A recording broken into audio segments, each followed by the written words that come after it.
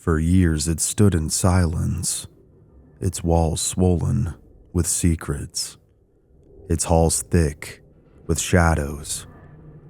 Mark and Claire Sullivan never planned to return, but after their mother's death, they had no choice. Ashwood House was their inheritance, a place of childhood memories, long buried under dust and something darker.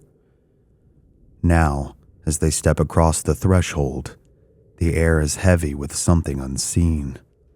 The past lingers here, whispering in the walls, watching from the corners, and it has been waiting for them. I did want to let you guys know that Volume 3 of Stories from the Archives, my third book, is now out via Amazon, or you can purchase an autographed copy from me at mysteryarchives.myshopify.com. Each volume contains deep dives into 10 terrifying paranormal cases, including my own. Please don't forget to check out some more episodes at the end of this one. Like, share, and subscribe. Thank you. For years, decades, perhaps longer than anyone living could remember, it stood at the edge of the forest, shrouded in tangled ivy and the weight of forgotten years. Its walls swollen with secrets. Some places are simply abandoned, left to decay in silence, but others are forsaken, left behind, not by choice, but by necessity. Ashwood House was the latter. Mark Sullivan never thought he'd return here. Neither did his sister Claire. Yet, in the wake of their mother's passing, duty called them back to the place where they had spent their childhood summers. The place where something had changed their family forever. It had been a house full of love once, filled with the scent of old books and their grandmother's lavender perfume. But that warmth had long since faded, swallowed by whispers in the walls and shadows that stretched too long at night.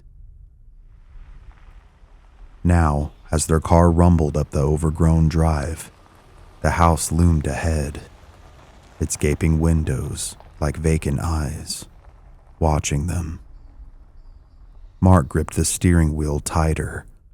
Claire, beside him, exhaled a breath that she hadn't realized she was holding.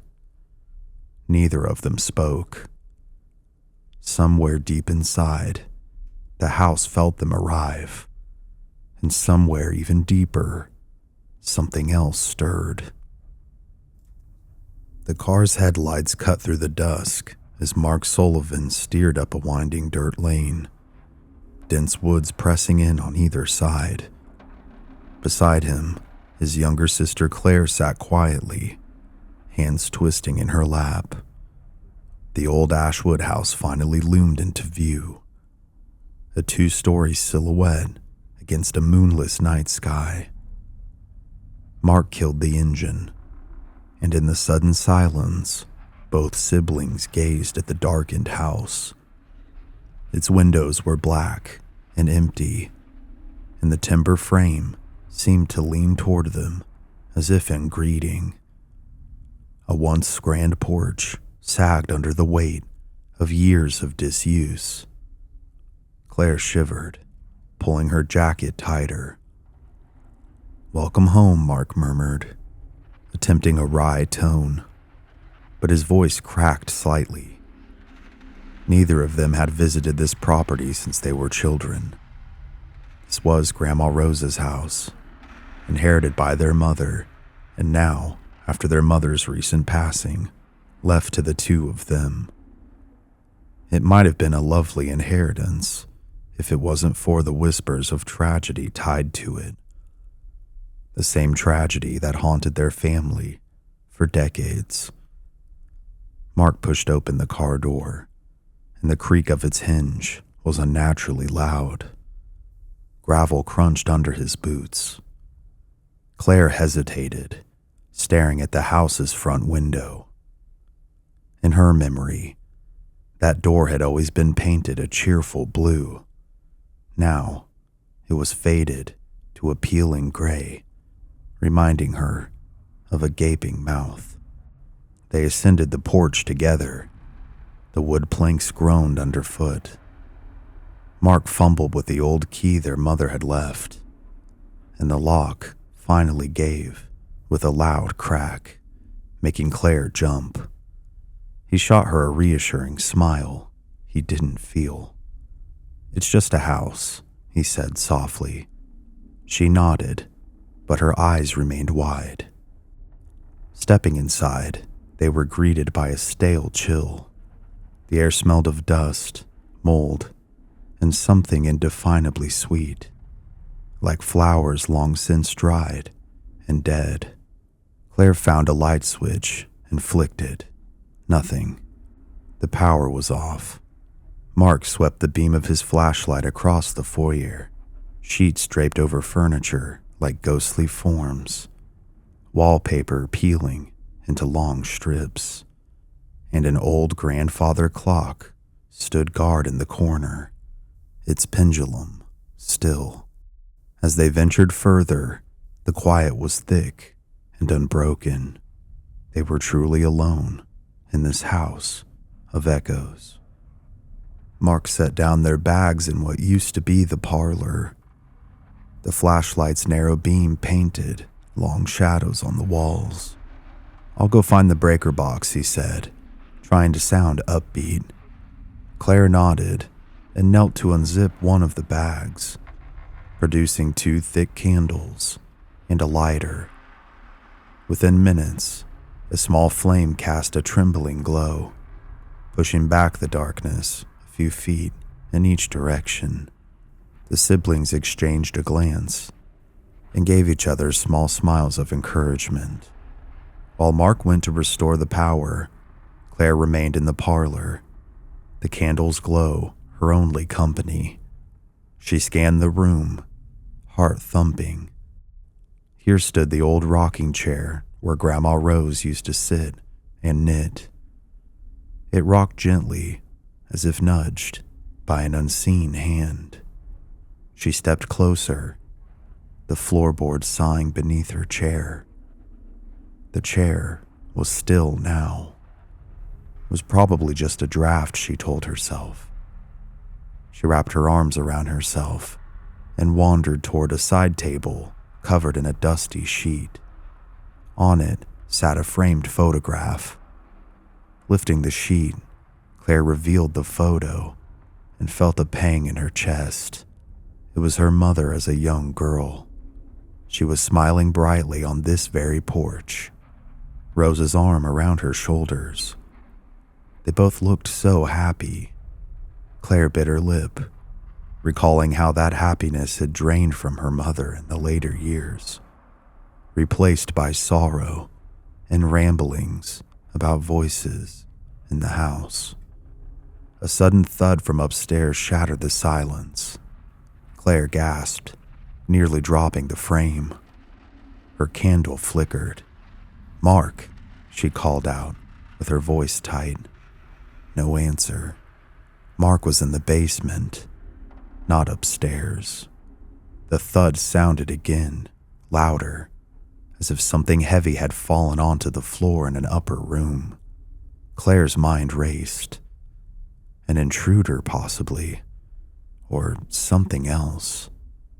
With her heart continuing to pound, she took a tentative step into the hall.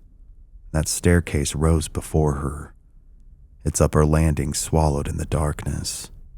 She stared into that void, candlelight quivering, and for a moment she thought she had heard a faint whisper filtering down.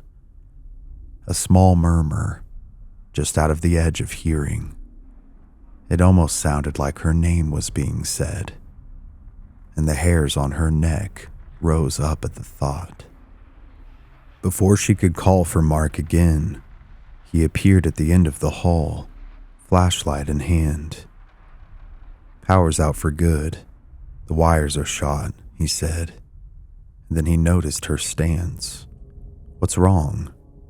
Claire turned to him, her face pale. "I heard something upstairs," she whispered. Mark frowned, stepping forward protectively. Together, they climbed the stairs, the wood moaning under each footstep. At the top, Mark swept his flashlight around. The corridor was empty. Doors to bedrooms and storage rooms ajar. Dust motes danced in the beam, and there was no sign of anything out of place. Mark checked each room briskly, opening closets, peering under old furniture. But there was nothing. It was probably an animal on the roof, he reassured Claire, who nodded uncertainly. Yet as they stared back down, she caught one last sound, one that was so soft she thought she might have imagined it. A distant sobbing of a woman. She didn't tell Mark, though. Not yet. They set up camp for the night in the parlor, preferring to stay together on the ground floor. Mark managed to get the fireplace in the parlor lit with some dry wood that he had found, and soon a small fire crackled, easing the chill. The siblings sat on the dusty rug with blankets wrapped around them. The warm light painted flickering shapes on the walls. It should have been cozy, but unease clung to them. Mark was fiddling with a handheld radio he had brought, but it only hissed with static. There was no signal in these deep woods. He shut it off, and for a moment, the only sounds heard were the pop of embers and the tick of that old grandfather clock, which had inexplicably began ticking again. Claire broke the silence. "Do you remember much about coming here as kids?" she asked quietly. Mark stared into the fire. "Bits and pieces," he said. "Mostly happy times. Until that last visit." Claire nodded. That final visit over 15 years ago, when she was only a child of 7. The night that she had been sent home early with an uncle, while Mark stayed with Mom. Something happened that night. Their mother had never spoken directly of it, but her behavior changed forever. She became anxious, depressive, muttering about seeing her father, who had died in Ashwood House years before, wandering the halls. It was as if part of her had never left this place. Claire remembered waking at her home to her mother's screams from nightmares about Ashwood. Mark's jaw tightened. Mom always said that this house was special to our family, but after grandmother died here, she refused to return, and I never understood why. Claire hesitated, then admitted in a small voice, "I think Mom saw things here and heard things. She used to tell me at night that Grandma Rose was watching us. At the time, I thought she meant as an angel or something, but now I'm not so sure." Mark turned to her, surprise in his eyes. He hadn't known that. Before he could respond, a sharp clatter came from the kitchen, adjoining the parlor. It sounded like a metal pot falling, and both of them jumped up. "Stay here," Mark ordered, grabbing the flashlight. He stepped to the dark kitchen doorway. The firelight didn't reach that room, and its interior was pitch black. As he swung the beam across the kitchen, something skittered across the floor. A raccoon, it seemed, and it then disappeared through a broken lower cabinet panel. Mark exhaled, with his pulse calming. Probably it had knocked over a pan. "Just a critter," he reported, relief evident. Claire managed a shaky smile. They then settled again by the fire. Mark poked at the embers, adding another log. "We'll clean up, sort through things tomorrow and be out of here by tomorrow evening, he said decisively. Claire agreed readily. Neither wanted to spend more time there than necessary. Later that night, Claire was dozing off under her blanket, while Mark kept first watch. He wasn't sure what he was watching for. The house was abandoned after all, yet he felt unwilling to fully sleep. His eyes grew heavy as the fire died down, and just as he was about to nod off, a creak sounded from the hallway, like a footstep on the wooden floor. Mark's eyes snapped open.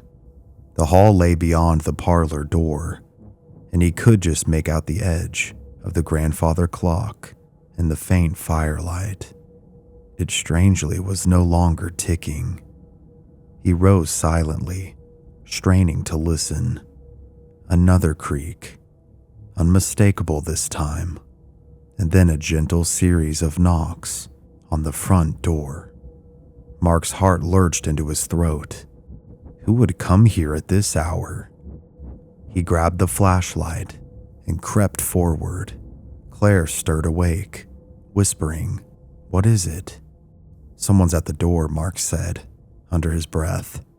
Claire sat up, fear jolting through her drowsiness. Mark approached the door, every instinct screaming that something was wrong. The knock then came again, a polite tapping. He mustered courage and called, "Hello? Who's there?" But there was no answer, just silence thick enough to choke on. He glanced back at Claire, who had risen, clutching her blanket around her. He grasped the doorknob and slowly turned it, the latch clicking, opening the door just a few inches. He peered out with his flashlight. The beam illuminated an empty porch and the yard beyond. There was no one. The night was deathly still. Not even a breeze stirred. Mark's breath fogged in the cold air. He stepped onto the porch, shining the light all around, but there was nothing but overgrown weeds and the gravel driveway, the one that their car was quietly parked on. A chill crawled over his skin. He shut and rebolted the door.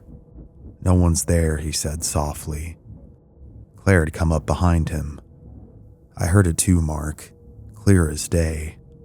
They then exchanged uneasy looks. Something unseen was toying with them. By the next day's gray morning light, Mark and Claire were eager to finish their business. They spent hours sorting through what was salvageable. Photo albums, some antique knickknacks of Grandma Rose's, and important papers. Both tried to act as though the previous night had just been nerves and natural noises, but each knew that it was more. They moved mostly in silence, the tension between them taut. Claire could sense Mark's skepticism wavering. He looked strained, eyes darting to empty doorways, as if expecting to see someone standing there. In the afternoon, they ventured into the master bedroom, the very room where Grandma Rose had died in her sleep decades ago. Dust laid thick on the vanity and the framed mirror above it. As Claire wiped a circle clean on the mirror with a rag, she paused, seeing her reflection and Mark's behind her. For an instant, she thought she saw a third figure reflected over her shoulder, a gaunt old woman in a lace nightgown, standing between them with hollow eyes. Claire whirled around with a gasp, but no one else was there. But the mirror's surface, now cleared of dust, suddenly splintered with a web of cracks radiating from the center. Mark dropped the box he was carrying. The siblings stared at the mirror, their hearts thudding in their chests. The cracks in the glass vaguely formed a shape, almost like that of a spider or a human-esque figure. Claire's hand shook. "We need to go, Mark," she whispered, with her voice quivering. "This house, it's angry or something."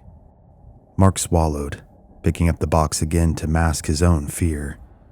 "Soon as we finish Mom's paperwork," he muttered. They found what they needed in an old roll-top desk in the corner. The deed, some letters, and a leather-bound diary that belonged to Grandma Rose. Curious, Claire opened the diary, and the siblings skimmed through brittled yellow pages. Rose's neat cursive detailed her daily life. Gardening, cooking, but the final entries grew erratic. One entry caught their eye. "I hear him at night. Thomas knocks on the door, but I know he's been dead for 10 years. He wants me to join him. Last night, I saw him at the foot of my bed, smiling. I'm not afraid to go." The entry was dated the night before Rose died. Thomas was their grandfather, who indeed had died years prior in the very same house. Claire read the words aloud, tears in her eyes. She was seeing grandfather's ghost, and she wasn't afraid. Mark exhaled with a shaky breath. Their mother had hinted at similar experiences, seeing her father's specter in the halls. "It's like all the Sullivans get called back here by the dead," Mark said, with his voice hushed. A sudden bang then echoed from downstairs, as if a door had slammed itself shut. They both jumped. That was enough. They gathered the essential papers and decided to leave the rest. It was growing dark again. The day had slipped away faster than expected, and neither relished a second night, but fate had other plans. When Mark tried the front door, he found it stuck fast. He yanked at the knob, and it wouldn't budge. It was as if it was held by an unseen force. "No," he said. "Not now." With his adrenaline spiking, he and Claire together pulled, and suddenly the door flew open with such force that Claire staggered back. A frigid wind blasted into the foyer, extinguishing their candle and lantern. The darkness that fell was absolute, and in it, they heard a soft giggle, a child's giggle echoing from somewhere above. Claire's trembling hand found Mark's. "Did you hear that?" she whispered, and he nodded, though she could barely see him through the dim light from the clouded dusk outside. They had opened the door, but outside was now pitch black and uninviting. An early night descending with storm clouds gathering. The giggle then sounded again, this time from the hallway behind them. Claire's eyes welled with tears. "We have to get out," she insisted. Mark agreed wholeheartedly. Grabbing their bag and the documents, they stepped onto the porch, only to have the door slam shut behind them with a boom that seemed to cause the entire house to shudder. Mark fumbled with the car keys as thunder rumbled in the distance.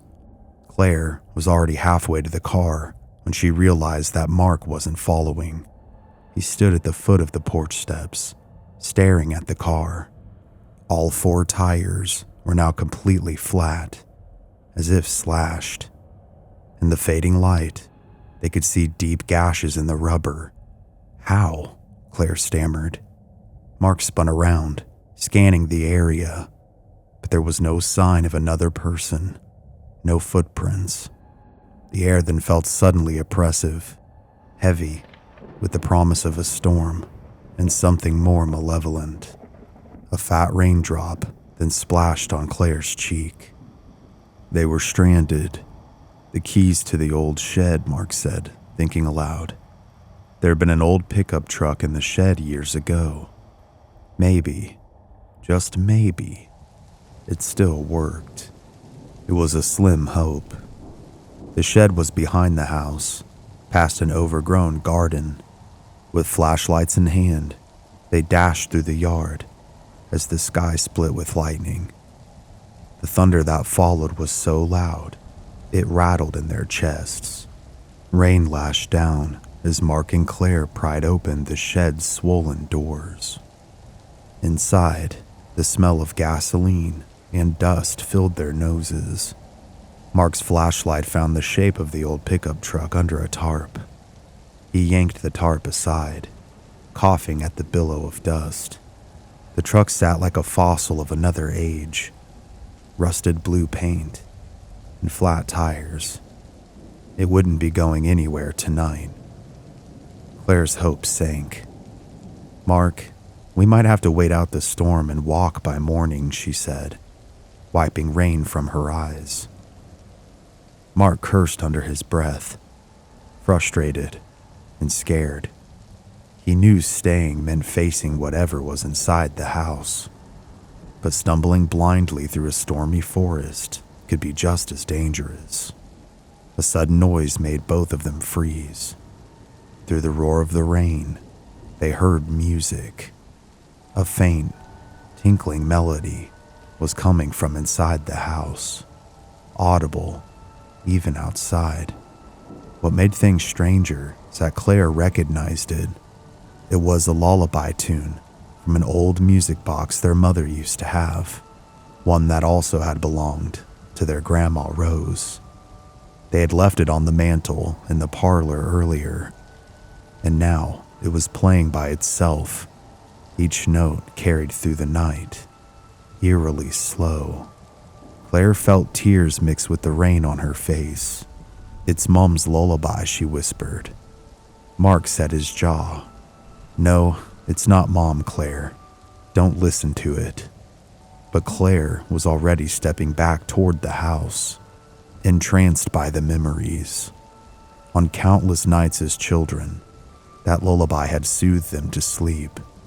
Hearing it now tugged at her heartstrings. Could it be their mother's spirit? Was she there trying to comfort them? Or was something else luring them? Without realizing, they had both moved back toward the house. The front door stood open, despite having slammed when they initially exited the house. A warm light glowed from within. The fireplace was roaring, casting flickers onto the porch. Mark's mind then began to race. They had put the fire out before packing up, hadn't they? Yes, they definitely did. So who rekindled it? They wondered. The siblings exchanged a look of fear and resolve. They had to confront whatever it was. There was no escaping it now. Hand in hand, they crossed the threshold once more. The front door drifted shut behind them, as if guided by invisible hands, but softly this time. Inside, the music box lullaby chimed from the parlor. The fire danced high, far too vigorous for an unattended flame. In front of the hearth stood a figure. Claire's breath caught as she saw the silhouette of a woman in a modest dress, gray hair and a loose bun. "Grandma?" she whispered incredulously. The figure then turned. Even with her spectral, translucent form, the resemblance was clear. It was Grandma Rose, just as she had looked in the old photos. Eyes milky and distant, Rose's lips curved into a gentle smile. Mark felt a lump in his throat. Could it truly be her?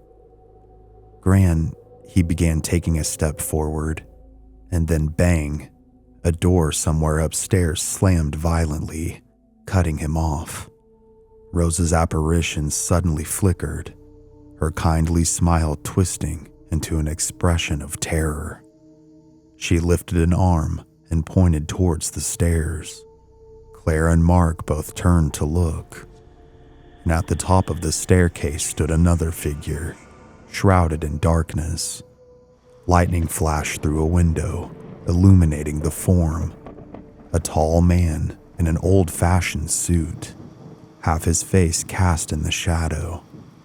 Their grandfather Thomas, or what remained of him. His eyes were fixed on Rose with a look of longing and rage combined. Claire realized they were witnessing an echo of the past, the final night of Rose's life, perhaps. Rose's ghostly form backed away toward the hearth. "I won't go with you," she whispered, voice thin and warbling with age and fear. The man at the stairs, Thomas's ghost, descended step by step. Each footfall a dull thud. The house reacted with creaks and a sudden gust that whisked papers off the tables. Mark grabbed Claire's arm. "We need to stop this," he yelled over the rising wind that seemed to swirl inside the house. The siblings placed themselves between the ghosts. Claire, with tears streaming, shouted to the man, "Leave her alone. She's not yours to take." Thomas's ghost paused, as if noticing the living for the first time. His eyes, black pits, bore into Claire. She felt a stab of ice in her chest and staggered. Mark moved in front of her protectively. The music box melody warped and slowed, and then stopped.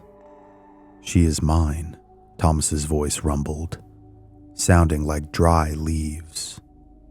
With a burst of speed, his spirit lunged.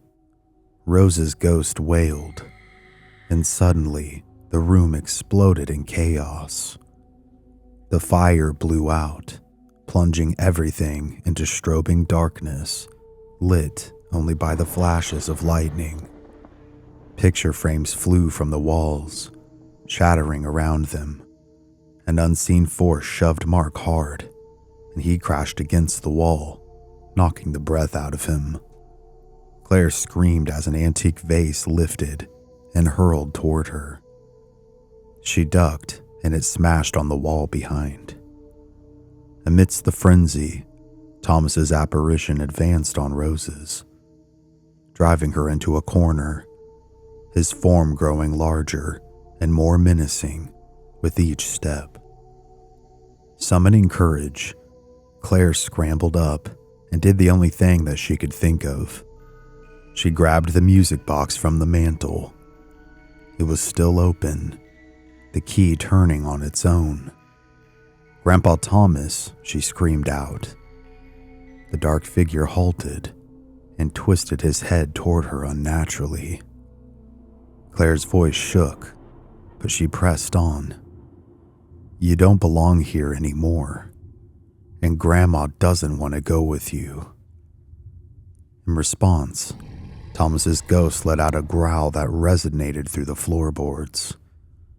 Mark regained his feet and rushed to Claire's side. Together they faced the entity. Claire, in a burst of defiance, began to wind down the toy box, forcing it to stop. The lullaby's notes slowed to a crawl. The raging activity in the house seemed to falter uncertainly. Rose's ghost, quivering, took the chance to slip away from the corner and move near the siblings, as if seeking shelter behind them. "You can't have her," Mark shouted, "and you can't have us either." He grabbed an iron poker from beside the fireplace, brandishing it. The iron glinted. Traditionally, iron was said to ward off spirits. Thomas's ghost recoiled at the sight of the poker, his form flickering. The thunder outside built into a crescendo as the storm peaked. The dark specter's face contorted with fury, and a rasping voice that no longer resembled their grandfather's. It hissed, "All of you are mine. Blood of my blood. You belong to this house." With that, Thomas's spirit surged forward in a final, furious attempt, the wind of his passing dousing even the embers in the hearth. Mark instinctively thrust the poker out. There was a sound like a scream mixed with a howl, and the metal passed through the apparition, which shrieked and burst apart into a cloud of black, swirling smoke. The force of it knocked both siblings backward on the floor. The cloud of darkness swirled violently around the ceiling and then streamed up the staircase and vanished into the attic with a final, ear-splitting shriek.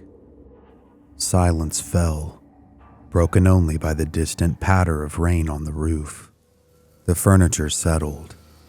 The house stood calm and still, as if nothing had happened. Claire and Mark sat up, trembling and clinging to each other. The only light now came from the occasional flicker of lightning. Rose's ghost stood before them, her form now gentle and sad. "Thank you," she whispered, her voice clearer now. Her eyes met Claire's and Mark's in turn. They felt a warmth, a grandmother's love, emanate from her. Rose drifted closer, reaching out a translucent hand. Claire felt a soft touch brush her hair. It felt like a cool breeze stroking her, yet comforting her as well. Mark heard a faint echo of his name in Rose's voice. Rose's ghost pointed once more, this time toward the diary on the floor, as if urging them to remember what they had learned. Then she gazed upward toward the attic where the darkness had fled. Her task was unfinished. Thomas's tormented spirit was still up there. But dawn was approaching. Through a window, the siblings could see the storm was passing, and the black of the night was giving way to early gray. Rose's figure started to fade with the coming light. Claire found herself crying out, "Grandma, wait, what should we do?" Rose turned to them one last time. Her face was peaceful.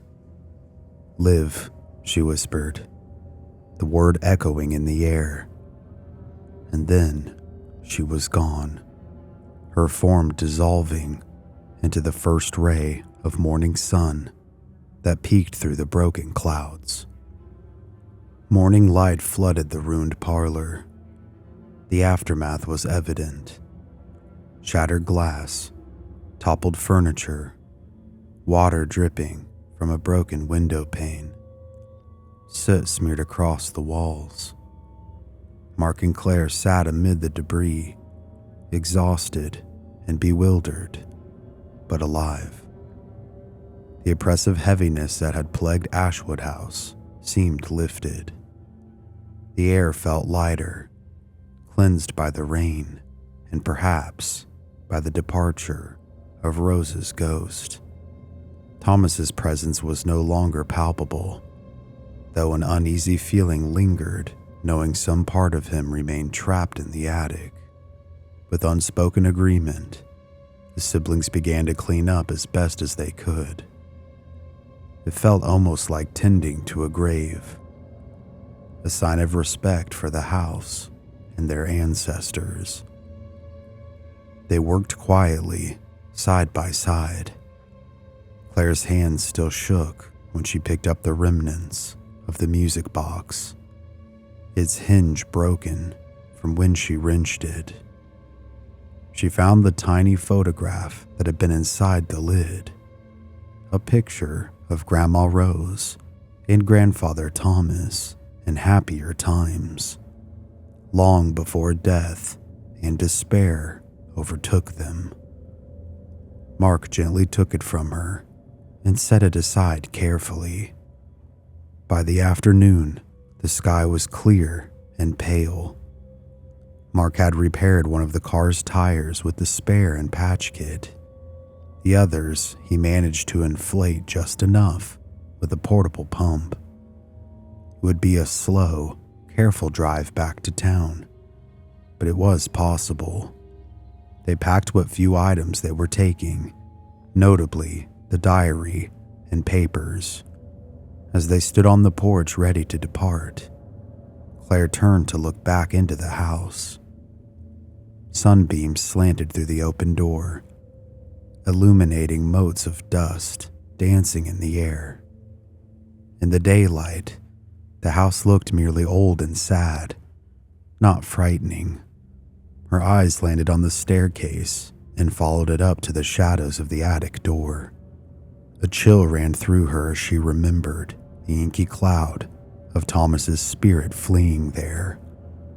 Would he still be lurking and waiting there for them? "We could burn it down," Mark said abruptly, reading her thoughts.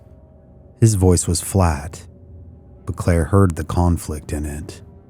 This house held so much pain. Perhaps destroying it would end Thomas's curse.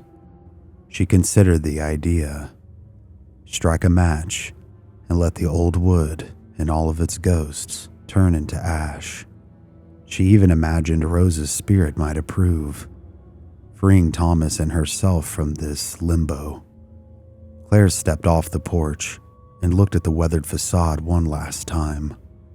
"No," she said quietly. "This was home to those we loved. It's part of us." She reached and took Mark's hand. "We'll let it stand. We'll let it rest. Maybe in time what haunts it will fade." Mark searched her eyes and then nodded. They locked the front door and walked to the car. The Sullivan siblings drove away from the Ashwood House as the afternoon light grew golden. The tires crunched over gravel, then found the main road. Neither spoke for a long while, each replaying the night's events, feeling unreal yet etched in their minds forever. Finally, Mark broke the silence. "Claire, about what happened last night, what we saw." She placed a hand on his arm gently. "I know. It was real. We'll figure it out together." For the first time in years, Mark allowed himself to feel the grief of their mother's death and the weight of their family's history. He blinked back tears, Claire, resting her head on his shoulder briefly as he drove, offered him solace. They had faced the darkness and survived, and in doing so, had repaired something in their own relationship that had long been strained by unspoken fears. As the car rounded a bend, Ashwood House vanished from the rearview mirror. Claire let out a long breath. "Do you think he'll ever find peace?" she asked softly, referring to their grandfather's angry spirit. Mark was quiet for a moment. "I hope so," he said. "Maybe Grandma will help him, wherever they are now." Claire nodded. She liked to think of Rose guiding Thomas into the light, forgiving him for whatever sins kept him bound. The alternative, that his spirit remained in the attic forever, mad and vengeful, was too grim. However, she couldn't help but imagine in her mind's eye that back at the house, a curtain moved in the upper window, as if a person unseen watched them leave. And for a brief second, the pale face, Thomas's gaunt visage, pressed to the glass. But as the Sullivan siblings drove further away, heading toward a new dawn, that face melted back into the shadows. For now, the house then truly fell silent. The cycle of anguish that had gripped it for generations was broken at last, or at least suspended. On the road ahead, sunlight broke through the trees, and Claire cracked her window to feel the fresh breeze. It felt like a blessing, the cool wind of freedom. Mark reached over and squeezed her hand, and she squeezed back. Whatever lay ahead, be it healing or nightmares from what they had endured, they would not face it alone. In the distance, thunder rumbled one last time, but it was moving off, leaving clearer skies behind. Ashwood House stood quietly against the horizon, a silent witness to both the sorrows of the past and the courage of the living. And though its shadows still held echoes of yesterday's ghosts, new light had begun to pierce the darkness, one ray of hope at a time. I really appreciate you guys watching. Please give the video a like if you enjoyed this story, subscribe if you're new here, and share this video around with someone who might be interested or on social media. All that helps me out a ton. Don't forget to check out my Patreon or YouTube membership program to watch all my content ad-free for the low price of $3 or so a month. And grab yourself a copy of volumes 1 through 3 of Stories from the Archives from my web store or Amazon. As always, this has been Cody from Mystery Archives. Make sure to stay safe out there and take care. I'll see you next time.